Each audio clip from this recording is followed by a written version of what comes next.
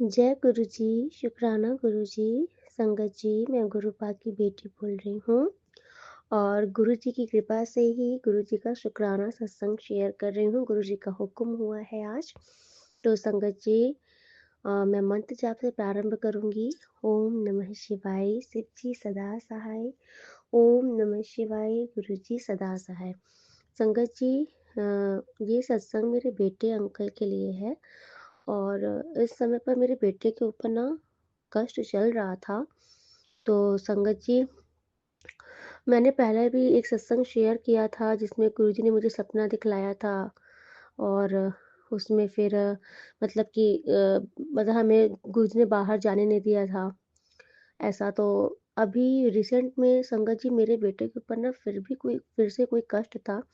तो संगत जी, मैंने ना जब मैं मंदिर में नीचे पूजा करने बैठती थी संगत जी, तो मुझे पता नहीं क्यों एक जैसे अचानक से ना एक डर लगता था, क्योंकि मतलब आंगन में मेरे मंदिर है और मंदिर के ऊपर बारजा है। तो मुझे मतलब एक बेचैनी सी मतलब जैसे एक विजन हल्का सा ऐसा लगता था, जैसे लगता मेरा बेटा ना बारजे से खड़े होकर के नीचे झांके नहीं, मतलब कि मुझे लगता था कि कहीं ये गिर ना जाए, ऐसा मुझे एक डर रहता था। और संगत जी, एक दिन क्या हुआ ना, मैंने कहा गुरु जी मुझे ना ये अजीब सा पता नहीं क्यों होता है, मैं बड़ा डरती हूँ, बड़ा इग्नोर करती हूँ इस चीज़ को। और संगत जी, एक दिन मैं सपने देख रही थी और सपने में मैंने मतलब कि देखा कि मैं छत पर हूँ और मैं किसी से बता रही हूँ कि अ, नहीं, मैं मेरे कोई बता रहा है कि मतलब मेरे लिए कोई बता रहा है कि इसके ऊपर 6 बार मारण क्रिया कराई गई है। और तो बस इतना मैं सुन पाई। उसके बाद संगत जी, मैंने देखा कि मेरा बेटा 2.5 साल का है और छत का जो बारजा है संगत जी, जैसे वहाँ से ये बहुत तेज़ी से नीचे गिर गया। और संगत जी, वो मतलब वो ऊपर से नीचे गिरने में वो जो आवाज़ थी धड़ाम से, मतलब वो ना मेरे कानों में गूंज रही थी। नींद टूटने के बाद भी संगत जी, मैं मतलब कि जैसे मैंने देखा कि मेरा बेटा ऊपर से नीचे गिर गया, मैं भाग करके बाजे से झाँकी और मेरे मन में मतलब बहुत अजीब-सा आया कि लगता है कि मैं क्या ही बोलूँ, नहीं बोल सकती संगत जी। फिर संगत जी, जब मैं ये सपना देखी ना और जब मैं घबरा करके उठी, संगत जी मैं सच बता रही हूँ, इतना उस टाइम पर मैं इतना डर गई थी, इतना डर गई थी, क्योंकि वो जो आवाज़ थी ना, वो मतलब मुझे एग्ज़ैक्ट एकदम याद थी। और वो सीन मुझे याद था, वो मैं भूल ही नहीं पा रही थी। फिर मैंने गुरुजी से प्रार्थना की, गुरुजी अब मुझे ये सपना भुला दो, मैं बिल्कुल से मतलब नहीं रेसिस्ट कर पा रही हूँ, सपने को मुझे भुला दीजिए आप। फिर संगत जी, मैं बहुत बेचैन हो गई थी, बहुत घबरा गई थी। मेरी आदत है, जब मैं बहुत घबरा जाती हूँ ना, तो फिर मैं गुरुजी का तुरंत सत्संग सुनती हूँ, क्योंकि मुझे पता है कि गुरुजी जानते हैं कि मेरा बच्चा घबरा गया है, तो गुरुजी सत्संग में मुझे रिप्लाई करते हैं। और संगत जी, जब मैं बहुत घबरा गई तो मैंने गुरुजी से प्रार्थना की और फिर जब मैंने सत्संग सुना, तो उस सत्संग में एक आंटी जी थी, जो कि अपना सत्संग मुझे यही बता रही थी कि उनकी एक बेटी थी और उनकी बेटी मतलब कि वो आंटी मतलब कि बहुत सत्संग सेवा करती थी गुरुजी के, मतलब कि सारी संगत का बहुत लंगर प्रसाद बनाती थी, सेवा करती थी। उनकी सास आंटी बहुत अच्छी थी, सब कुछ। तो उन्होंने सपने में यही देखा कि जो उनकी बेटी मतलब सपने सॉरी उन्होंने मतलब सत्संग बताया कि उनकी बेटी को एक प्रॉब्लम हो गई थी पैरों में और वो उसकी जो उनकी बेटी को ना उनके दादाजी से मिली हुई थी कोई प्रॉब्लम, जो जेनेटिक प्रॉब्लम मतलब थी। तो संगत जी, डॉक्टर ने बोला कि इसका कोई इलाज ही नहीं है और जैसे-जैसे बड़ी होगी तकलीफ बढ़ जाएगी। तो जो उनकी बेटी थी वो 4 साल की होकर के ख़त्म हो गई। तो संगत जी मतलब वो बताने लगी, तो गुरुजी ने मतलब कि उनको ये रिप्लाई दिया कि मतलब वो बहुत परेशान थी, तो गुरुजी ने उनको क्वेश्चन का आंसर दिया कि बेटा मतलब पुत्र, वो जो मतलब कि इनकी जो बेटी को ले लिया था गुरुजी ने, तो बोला कि उसको मतलब कि लेना ही ठीक था, क्योंकि वो खराब हो चुका था उसका पूरा शरीर और वो जैसे-जैसे बड़ी होती उसको प्रॉब्लम होती ही। और इसीलिए लेकिन मैं तेरी जो उन्होंने भक्ति नाम रखा था उस बेटी का, तो बोला कि मैं तुझे भक्ति को वापस से ब्लेस करूँगा। ये जो इसका चोला था ना, इसमें इसका जो कर्म था वो कट गया और इसके मतलब कि इसका ये चोला खराब हो चुका था, तो मैं तुझे वापस से भक्ति को ही ब्लेस करूँगा।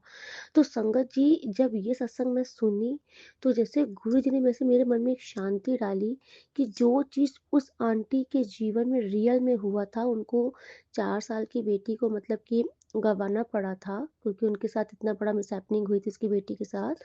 तो वापस से मतलब कि दोबारा उन्होंने कंसीव किया था, तो गुरुजी ने मेरे बच्चे का वो कष्ट गुरुजी ने सपने में कटवाया।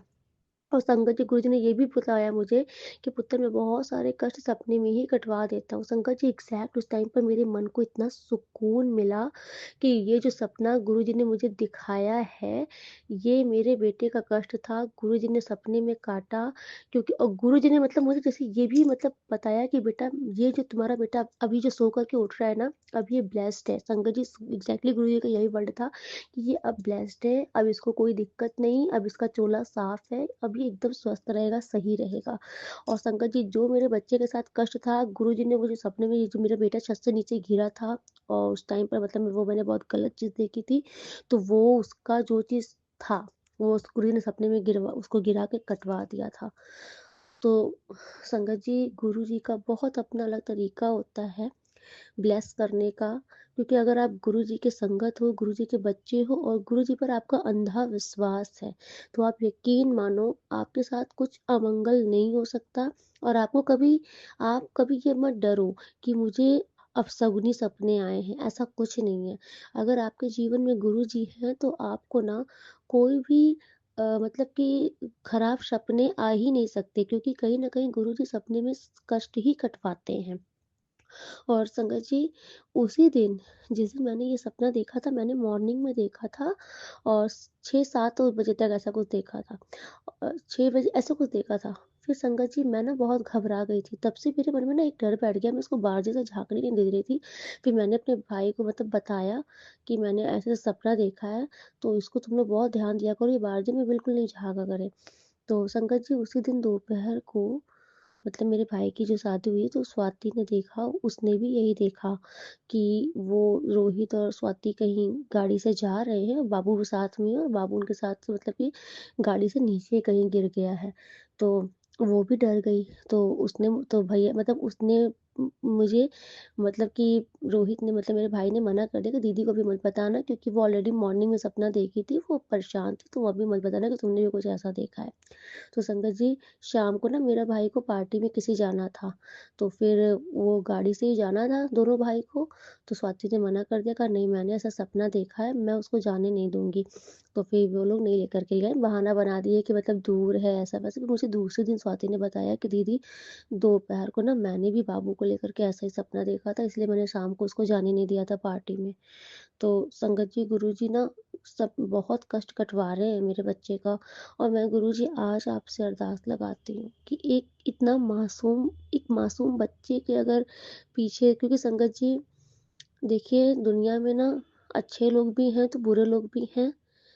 जरूरी नहीं है कि हम अच्छे हैं, हमारे कर्म अच्छे हैं तो दुनिया में सबके कर्म अच्छे हैं, सब अच्छे हैं। कुछ पापी भी होते हैं संगत जी, जो कि उनके जीवन में और कुछ होता ही नहीं है। दूसरों के साथ गलत करना, ईर्ष्या अपनी जलन के चलते दूसरों के साथ गलत करना, दूसरों को दुख देना, संगत जी वो उनका स्वभाव होता है, उनको सुख मिलता है ऐसा करके। जितना वो दूसरों को पीड़ा में देखते हैं उनको सुख मिलता है। और संगत जी मतलब कि मुझे 5 साल के बाद बेबी ब्लेस किया था भोलेनाथ ने, ठाकुर जी ने, क्योंकि तब मैं गुरु जी से मेरा कनेक्शन नहीं था, लेकिन भोलेनाथ ने ही ब्लेस किया था। संगत जी ये भी बहुत बड़ा सत्संग है, क्योंकि मैंने शुक्रवार का व्रत रखती थी मैं माता लक्ष्मी माता का। तो संगत जी देखिए भोले बाबा ने कैसे मुझे व्रत उठवाया था।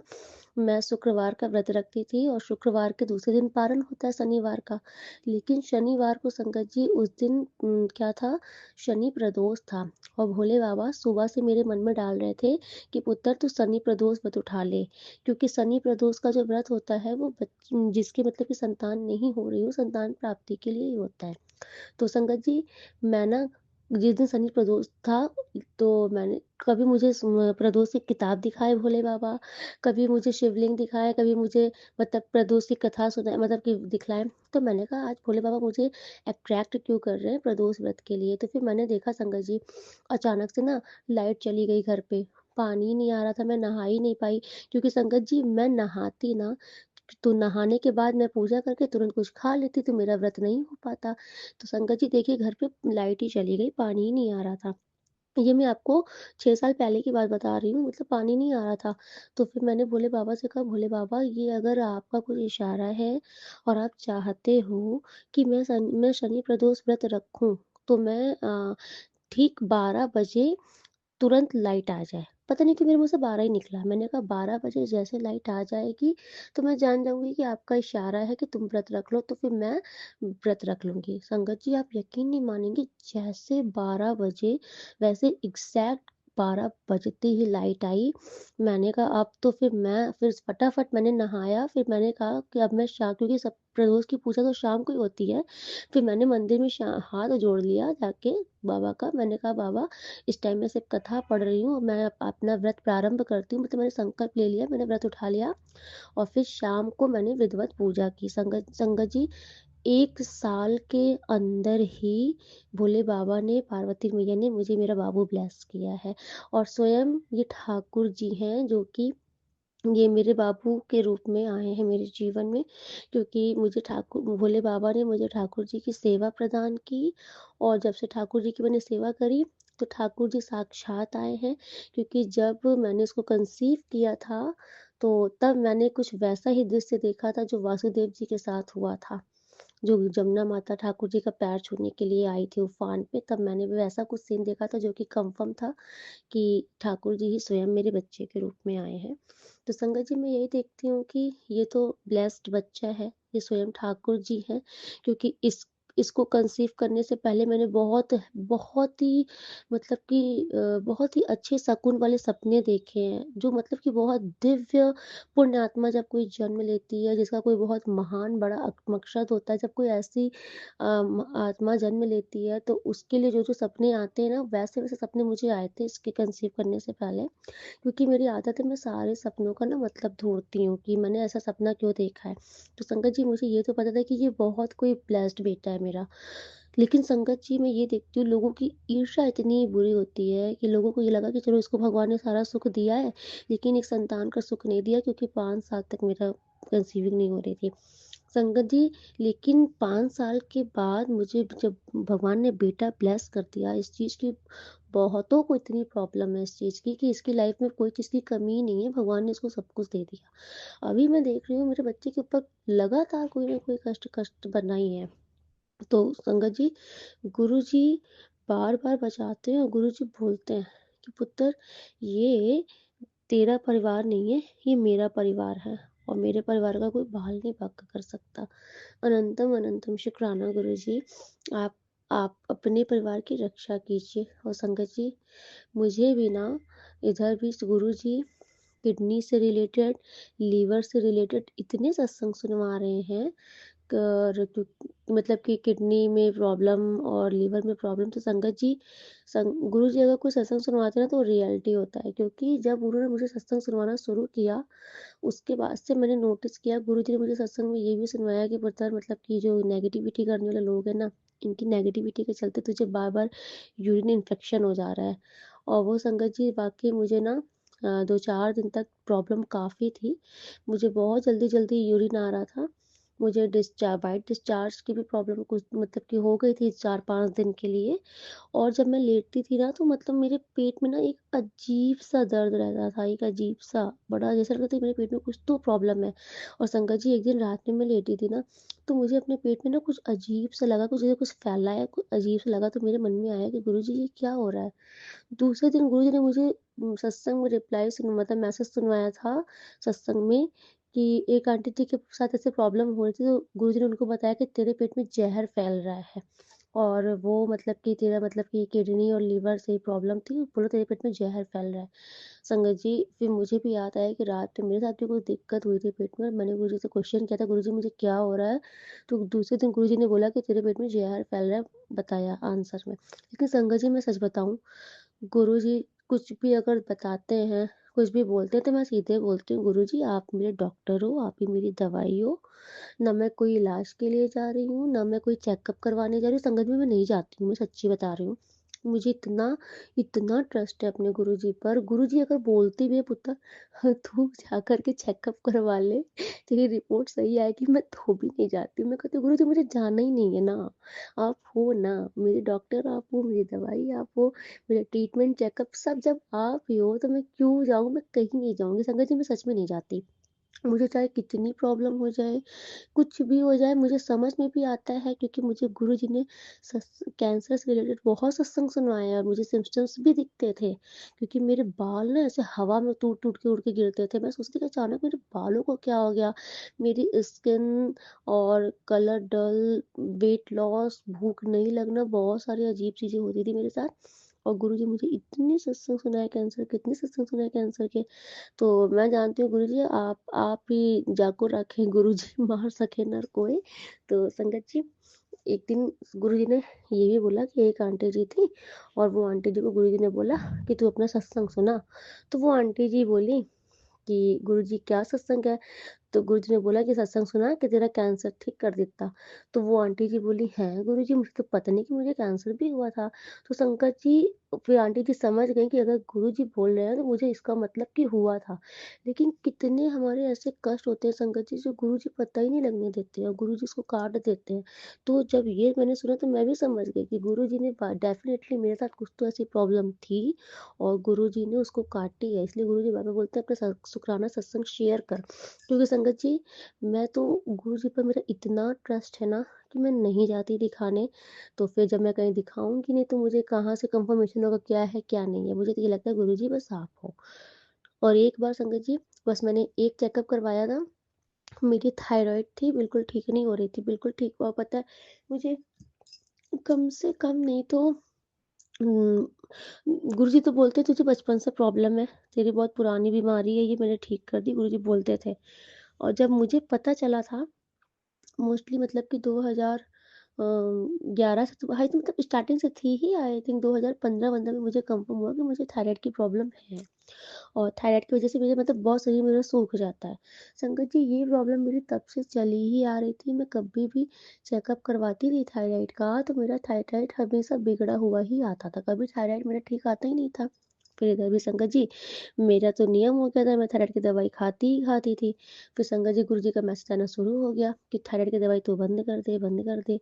तो मैंने कहा गुरु जी मैं कैसे बंद कर दूँ जब थायराइड ठीक नहीं हो रहा। तो संगत जी, गुरु जी ने मुझे बहुत सत्संग करवाया थायराइड का। और मैं क्या करती थी, थायराइड की जो मेडिसिन थी वो गुरुजी के सर के पास रख देती थी और सुबह खाती थी। अब एक दिन क्या हुआ, जैसे मैं थायराइड की दवाई उठाई खाने चली गंगा जी, वो जैसे मेरे मुंह पे डाले चली वो गोली नीचे गिर गई। तो मैंने कहा गुरुजी आप नहीं चाहते मैं खाऊं। तो मैंने कहा अगर नहीं चाहते दोबारा मैं खाने जा रही हूँ वो भी गिरा देना। जैसे संगत जी मैं दोबारा खाने चली वो भी गिर गई। तो मैंने कहा गुरुजी, अगर अब आप बोल रहे हो कि तुम्हें दवाई नहीं खानी तो ठीक है मैं नहीं खा रही हूँ, लेकिन अब आपको भी कुछ ऐसा करना है कि मेरी थायराइड बिल्कुल ठीक आए। तो संगत जी, गुरुजी ने ना मुझे बोला कि तू जा चेकअप करवा के आ अपना। मैंने कहा गुरुजी मैं नहीं जा रही। कहे नहीं तू जा, तू चेकअप करवा के आ। फिर संगत जी, मैं ना कम से कम 1 महीना, मतलब कि जब गुरुजी ने मना किया था कि दवाई नहीं खाना तो मैंने 1 महीना दवाई स्किप कर दी, मैंने बिल्कुल नहीं खाया। और 1 महीने के बाद ना अचानक से मैंने मन में, गुरुजी ने बार बार मुझे फोर्स किया तू चेकअप करवा के आ, चेकअप करवा के आ। तो जब मैं चेकअप करवा के आई संगत जी, जो कम से कम सालों से जो चीज़ें नहीं हुई थी, पहली बार ऐसा मुझे रिपोर्ट में आया कि मुझे थायराइड है ही नहीं, मेरी थायराइड बिल्कुल ठीक है। और मैं तो जान गई कि मुझे मैसेज जो गुरु जी सत्संग सुनवाते हैं ना, गुरु जी रिपोर्ट बदल देते हैं, वो बहुत एकदम हकीकत है। तो संगत जी, गुरु जी जाने जान है, गुरु जी कुछ भी कर सकते हैं, लेकिन गुरुजी देखते हैं कि आपका सरेंडर कितना है गुरुजी के ऊपर, आपका फेथ कितना है। जितना पक्का आपका विश्वास होगा उतना ही पक्का गुरुजी का काम होगा फिर आपके ऊपर। तो संगत जी, जो भी सत्संग को सुन रहे हो ना, आई थिंक गुरुजी का मैसेज आपके लिए यही है कि गुरुजी पर ना टोटल सरेंडर कर दो। उस पर इफ बट बिल्कुल नहीं लगाना, कैसे क्यों कुछ नहीं, बस अगर गुरुजी के ऊपर विश्वास है संगत जी, तो बस गुरुजी के आगे बस ऐसे दंडवत प्रणाम करके लेट जाओ, को गुरुजी बस जो करना है आप नहीं करना है, मैं कुछ नहीं जानती, जो कर रही है आप ही करिए। और फिर उनसे ये भी बोलिए आपका परिवार है, अपने परिवार की आप रक्षा कीजिए। तो संगत जी, गुरुजी बिल्कुल से रक्षा करते हैं। और जब गुरुजी रक्षा करते हैं ना, तो कोई हमारा भक्षक हो ही नहीं सकता। तो संगत जी, एक सत्संग गुरुजी का और भी है, लेकिन बहुत लंबा हो जाएगा सत्संग, तो वो मैं ना कल शेयर करूँगी, क्योंकि उसमें गुरुजी ने मुझे एक आदेश दिया है, मुझे कुछ लंगर प्रसाद के बारे में बताना है। तो संगत जी वो मैं कल बता दूँगी। आज के लिए मैं विराम करती हूँ और तैयारी करती हूँ कल के संगत सत्संग की।